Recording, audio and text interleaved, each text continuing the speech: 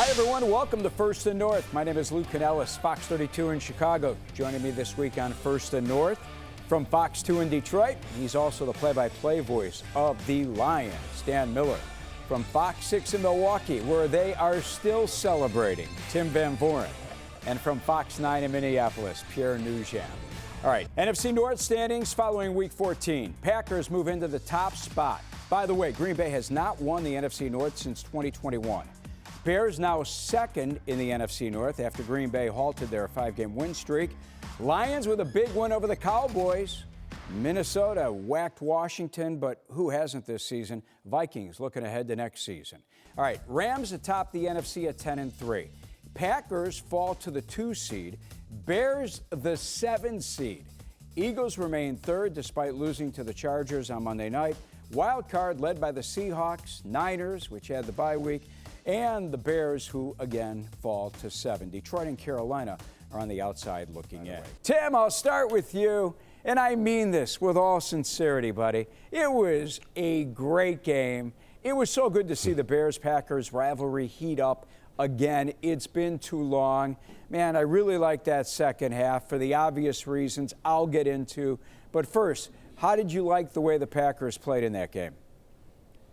I think the Packers have to be very happy with the way they played, and I'm with you, Lou, on just people being happy to see this rivalry come to this state again, this state of excitement. Used to be, took Aaron Rodgers smack talking the fans at Soldier Field to put a little juice into things. It is back. The coaches are back with their little, little sparring going into this thing. The teams played a very even football game. You can see the Bears are on the come as a football team. The Packers are playing better late in the season. Lambeau Field was alive, and they do it all again in less than 2 weeks. Great stuff. Packers happy with their win. Matt LaFleur told them in the locker room afterwards, guys, stay humbled. We haven't done anything. You had the stats up there. They're second in the NFC. Guess what? They haven't even clinched a playoff berth. They could be out of this whole thing if things go wrong over the next month. I hear you. By the way, Toyotathon, good to see Toyotathon is back with Jordan Love as well, and it continues to be a thing. I'm a believer, big believer, that in life, guys, most of the time things have a way of evening out. And it did on Sunday, because I want Bears fans to hear me when I say this. The Bears now know how the Raiders, Bengals, Vikings, Giants, and Commanders felt in those down-to-the-wire one-possession wins for the Bears. First half, not fun if you're a Bears fan. 32 yards passing, that was embarrassing. Very little on the ground, and they were burned by the big play. Football's leader in explosive plays, had the big plays blowing up in their face. That's okay. I believe this is a really good wake-up call for the Bears with 4 games left. They showed they belonged on the same field with the Packers in their house, and now Ben Johnson and his players, especially the coach, has the players' undivided attention this week before a so-called trap game against the 3-win Browns. I want to go back to you, Tim, before I bring in Dan and Pierre. Don't know if you saw the interaction between Matt LaFleur and Ben Johnson. You referenced it. It was an icy exchange there, as Tom Brady called it, and I love it. Here's what both coaches had to say about it after the game. I know Matt LaFleur was asked about the quick handshake at the end. We didn't ask you about it. Did you make anything of it or not? That feels like every handshake I have at the end of a game. Oh, it's just, I think, quick handshake. I mean, we'll see him again in 2 weeks, so. It's because it's not often where a head coach will call out another one. Any extra satisfaction with this? No, absolutely not. It was just, it's Packers-Bears. It's a great rivalry. Hey, Tim, you've been around long enough over there at Fox. He's lying. He's lying. I know he is, Dan. I had him hooked up. Look, this is my lie detector. That thing's going crazy. Look at that. He's not telling the truth. What? Come on, man. Come he on. Couldn't wait for that game. Tim, tell us. Well, I don't know about that much about Ben Johnson, so maybe he's lying too, Dan. I don't know, but Matt LaFleur, what? I'm just going with LaFleur. A quick handshake? I think What are you even talking had about? himself an enjoyable night. Doesn't mean anything.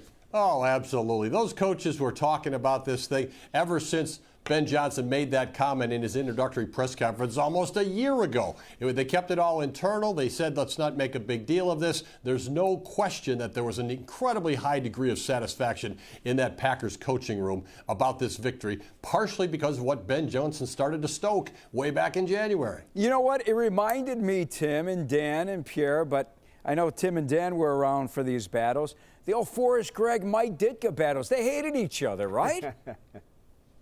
Absolutely. Knock down, drag them out, no question about it. Literally had just pure disdain for each other, and that fed into the rivalry, and that really built it up for the fans as well. I have a feeling this is not the end of Ben Johnson versus Matt LaFleur. It won't be in the media, right? We'll all just keep this thing going for at least a couple of weeks and probably ad nauseum thereafter. I'm telling you, I'm going to milk it for a decade. Dan, America loves the Lions. I can't believe this. Their win over the Cowboys last Thursday, it was announced on Tuesday, the most watched regular season and Thursday night football game in Amazon Prime history. I know we're only talking about a couple of years, but I didn't realize Detroit was such a draw on TV. I get it. I thought the Cowboys were America's team. Hey, Jahmyr Gibbs and that Detroit defense, they were special in that game, weren't they? Yeah, I mean, let's give Dallas some credit, too. Obviously, there's fans all around the country that like to watch the Cowboys. But I will tell you, it's been a fascinating thing to watch, to see a team in the Lions that nobody wanted to see. And frankly, a lot of people were wondering, why do we have to watch them on Thanksgiving every year? To now, they're a team people love having on in prime time because they're exciting. You just mentioned a couple of the big playmakers that they have.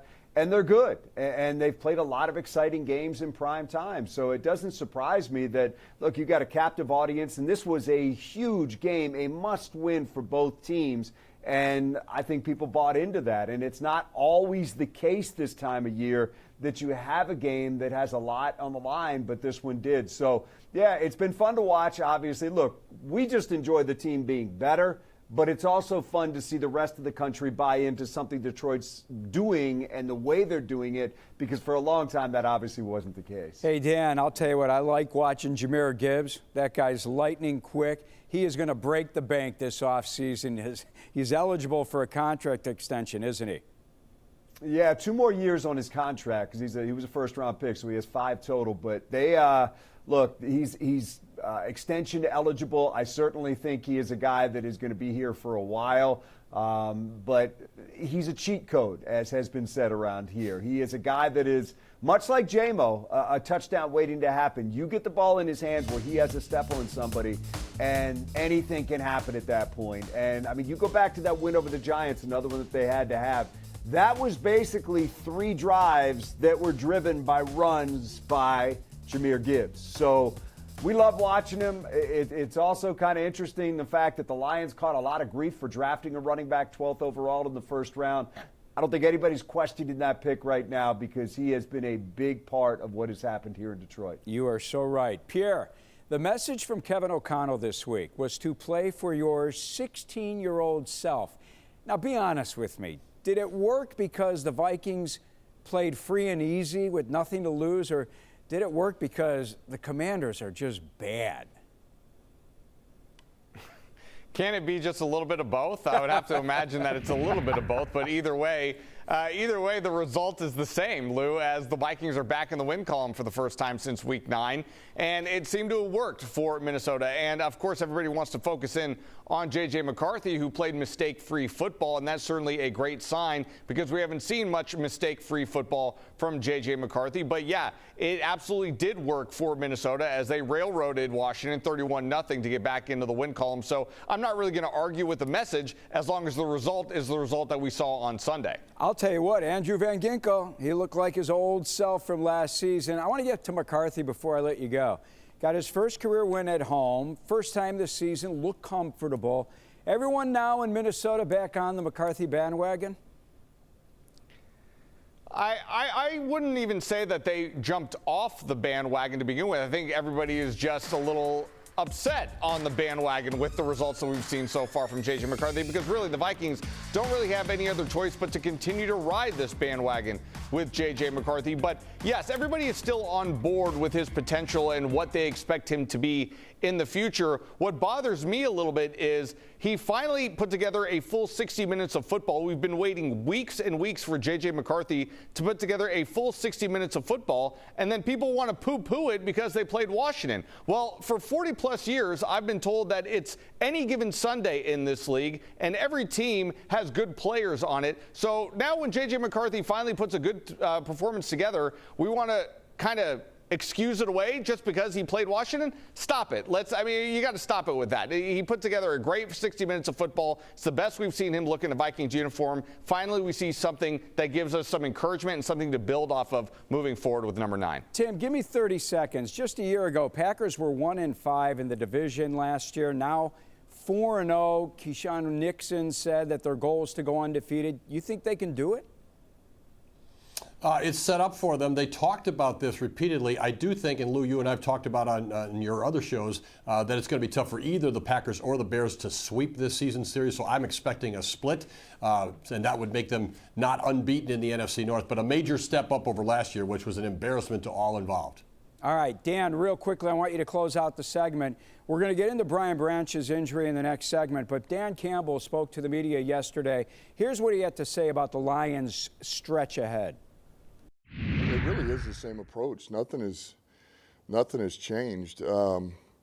Just in that regard, you got to win. You know, we had to win last year. That's the way it felt. You know, you never felt like you could take a breath last year. You're constantly trying to. You know, it was for something different, but yet you're trying to get the 1 seed. You're trying to get that home game. You're trying to get throughout the play, all this stuff, and now it's no different. It's just we got to win. Dan, over the last 9 games, Detroit's had a tough time stacking wins. Why? Inconsistent play. I mean, give some credit to the opponent as well, but look at something that came back in this game against Dallas. They had not scored a point off a takeaway in 7 games. That's bread and butter for this team. But in this game, they scored 14. What was the winning margin? It was 14.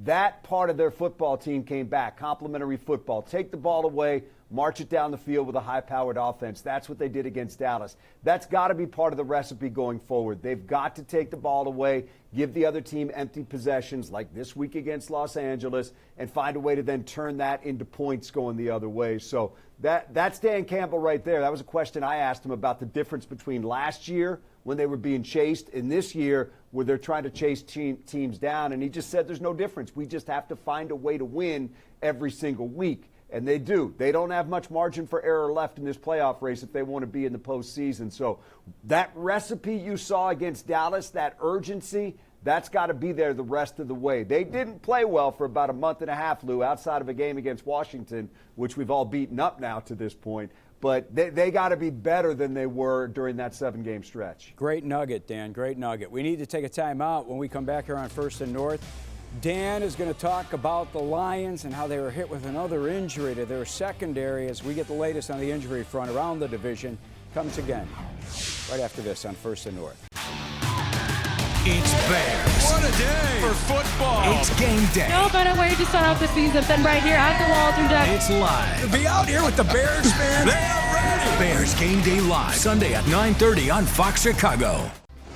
We're back here on First and North. Luke Canellis at our Fox 32 studios in Chicago, joined by Dan Miller from Fox 2 in Detroit, Tim Van Born at Fox 6 in Milwaukee, and Pierre Nugent at Fox 9 in Minneapolis. I'm going back to Dan Miller here. Awful injury, Dan, for Brian Branch in that Dallas game. Tore his Achilles tendon. He's out for the season, but the Lions went right to the Steelers practice squad for help. Tell us about it, and how's Kirby Joseph doing?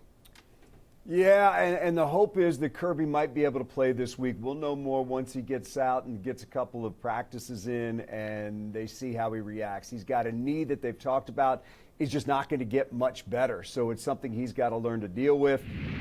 Maybe it improves a little bit now that they've shut him down for a couple of weeks, but they're saying he's going to have to play with some pain, and Kirby has seemed pretty down about it. But we'll see how it reacts this week when he gets a couple of days in of work, and maybe he'll be ready to go against the Rams. They've really missed him. Back to what we talked about with the takeaways. That's their number one guy when it comes to being a ball hawk, so they certainly need him out there. Whether or not DeMonte Casey can be a contributor, he's the one that they signed at safety. We'll have to wait and see. He's a guy that in 2018 led the NFL in interceptions. Right now, Avonte Maddox is the guy that'll probably take over one of those safety spots, and you hope that they can get Kirby back this week. But listen, you feel terrible for Brian Branch. He's a terrific young man. He's a chess piece on that defense that they move all over the field because he can do so many different things. And that is, as we all know, a brutal injury that is going to take him probably into next year before he's able to play again. So you just hate to see that for anybody. Yeah, for sure. Bears defense still trying to get healthy every week. Linebackers T.J. Edwards and Noah Sewell came back. Nickelback Kyler Gordon injured his groin during pregame workouts in Green Bay, so he missed the meeting with the Packers. By the way, Gordon's had all kind of injury issues. He's played in only 3 games this season. Ben Johnson said he's just stuck in a rut with all these soft tissue injuries. And what's even more aggravating for the Bears, Gordon got rewarded with a nice contract extension this offseason, making him the highest paid nickelback in football. And in 4 years, he's missed 30 games. Jalen Johnson still working his way back to 100%. Tremaine Edmonds can't come back for the Browns game this weekend, but he can come off of injured reserve for the Packers game, so we will keep an eye on Edmonds. Tim, what a full circle moment for Christian Watson on Sunday. This guy tore his ACL against the Bears last season and then against the Bears this weekend, 2 catches. The guy has 5 touchdown grabs the last 4 games. I think, this is me, I think the Jordan Love-Christian Watson relationship matchup might be the most important on that Packers team on their run to the playoffs. You might be right. He's a unique player. They run that crossing pattern. Back in his rookie year, Jordan Love came in and filled in for Aaron Rodgers, and they ran a play like that, and Christian Watson just took off and ran down the field. It was very reminiscent of that. He said going into this Bears game, Lou, he didn't want to think about the injury having occurred against the Bears last time around in the same scenario. As the game went along, it did kind of dawn on him, and he said, he was reminded of things.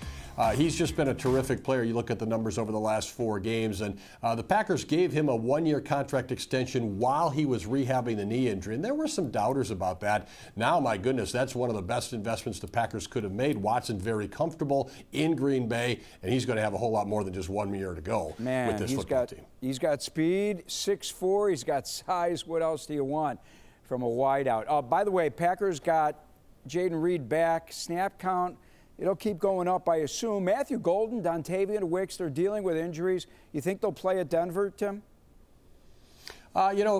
Maybe. Golden's just been kind of banged up the last month or so and hasn't really been able to make an impact as a rookie first-round draft choice. So, there's a guy, if you say, look what he could do, he's deep on the Packers depth chart right now. Bo Melton is listed as a cornerback. He had a 45-yard touchdown catch against the Bears. So the Packers, with their diversified receiver group, are getting a lot done right now. Yeah, Melton's first touchdown grab since 23. Pierre, how's the health of the Vikings? 2 questions. Give me the health status of the Vikings, number 1, and with them needing a miracle for any postseason showing, I mean, they'd have to get in at 9-8. Will Kevin O'Connell get a look at some of the younger guys and sit the vets?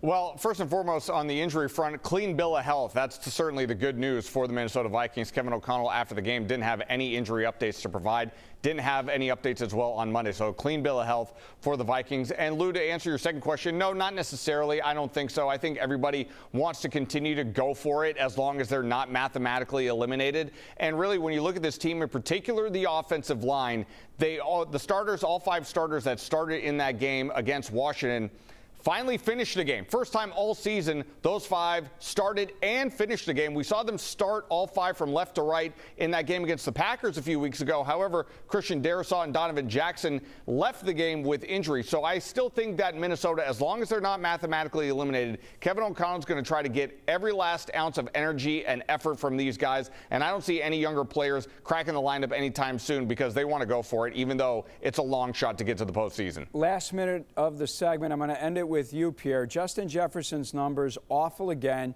Didn't take kindly to sitting in the 4th quarter. Number 1, tell us what happened. This guy's got a $140 million contract. but it's basically been a wasted season for Jefferson. Has his relationship with the Vikings deteriorated at all during all this? That's not the impression that I get right now. I'm certain that there has been frustration from Justin Jefferson's perspective, because last week against Seattle, you saw he did not speak with the reporters at the end of the game. That's certainly uncharacteristic for him. He was all smiles after the game, even though he only had 2 catches for 11 yards in the game against Washington. He was all smiles because Justin Jefferson, to his credit, is all about winning, and the Vikings did just that. But as far as the relationship goes between Minnesota and Justin Jefferson, the relationship there is just fine. The production just has to get there. I don't blame Justin for being perhaps a little impatient, especially with the development of J.J. McCarthy, because, yeah, Lou, as you said, it has been a lost season for Justin Jefferson and these Vikings. They've had to kind of wait around to see if J.J. McCarthy can mature in a hurry. That did not come to fruition this week. So, yeah, there's certainly frustration there. But as far as the relationship goes, nothing is sour just yet. Dan, before we close out this segment, you know Jeff Joniak's my guy. We've grown up in the business together. You're my second favorite play-by-play guy, and I'm going to put you to the test right now. How about doing some Monday night play-by-play for us? The Monsters, Inc. edition last night. Did you see this? I did not see that. I was not on that channel, but that's pretty good. I like that. We got a touchdown for the Chargers there. Oh, that was that the fake tush push there? Yeah. And there they go down the left sideline, Saquon Barkley for the touchdown, but I don't think it lasted. I'm going to say that the Chargers came back and won this game late. Oh, I love it. I want a little Dan Miller play-by-play here on the show. All right, we need to take our final timeout. We're going to preview Week 15 around the division when we come back here on First and North. The final word for Chicago sports fans. This is what we wanted to see from the Bears. Chicago Sports Tonight, covering the big plays. Touchdown Bears! And the next moves. Join Lou, Cassie, and Tina. Chicago Sports Tonight, weeknights at 9:30 on Fox 32 Chicago. All right, here are the matchups for Week 15 in the NFC North. Bears look to bounce back. They come home, take on Shedeur Sanders and the Browns. If they lose this game, if they overlook Cleveland because they've got Green Bay on their mind and they miss the playoffs, they have no one to blame but themselves. The Packers head to Mile High City, to take on the red-hot Denver Broncos. Right here on Fox, America's Game of the Week. I'm excited to see this one. Jared Goff back to L.A., looks to keep the Lions' playoff hopes alive. They'll take on the 1-seed Rams, who with a win could clinch a playoff berth, and the Vikings look to play spoiler. They go to Jerry's World to take on the Cowboys Sunday night. Tim, boy, tough game in Denver for your Packers. Yeah, no doubt about it. Packers have a very long level of futility in Denver. They had the one memorable overtime win to Greg Jennings right out of the chute, but otherwise they don't win at Denver very often at all. And now the Broncos are very good. So a tough one. And just a word of caution, they know Cleveland can be a winner in a trap game, Lou. All right. Dan, Lions win in L.A. Boy, that would really boost the Lions' playoff odds. Yeah, like we said, they don't have much in the room of wiggle room right now to lose games. I think you got to go 3-1 to finish the season. You don't want to burn that one loss here. It's going to be a tough game. Rams this year have played as well as anybody at times. Stafford is red hot, and against this secondary, the Lions are really going to have to step up and try to find some way to put pressure on him. Otherwise, he could have a big day. So offense needs to be out there. If it's a shootout, then bring your guns and let's go. They got to be able to win a shootout against the Rams. It's going to be a fascinating game. Lions have won the last 2 against L.A. We'll see where it goes from here. After the Rams, Lions have the Steelers, then they're at Minnesota, and they finish up the regular season schedule here in Chicago against the Bears. Pierre, why are the Vikings playing the Cowboys on Sunday Night Football? Well, I kind of would go back to Dan's point a little bit earlier and just kind of say, how about them Cowboys? I mean, the Cowboys are really the reason that are kind of dragging the Vikings on to Sunday Night Football at this point. Yeah, I'm a little surprised it might have gotten flexed out, but as long as Jerry Jones is around, I don't want to be the one to have the conversation with him, explaining to him why I'm taking his team out of prime time. So we can thank the Cowboys for keeping the Vikings center stage on Sunday night. You're right. Packers-Broncos would have been a better matchup in front of the world. Even the Lions and Rams would have been great. But we'll take the Vikings and Cowboys. That is it. Great show as always, guys. For Pierre, Tim, and Dan, I'm Lou Canellis. Exciting weekend of NFC North football comes your way again right here on many of the Fox stations. Till then, I'm Lou Canellis. Thanks for watching. We'll see you next week here on First the North.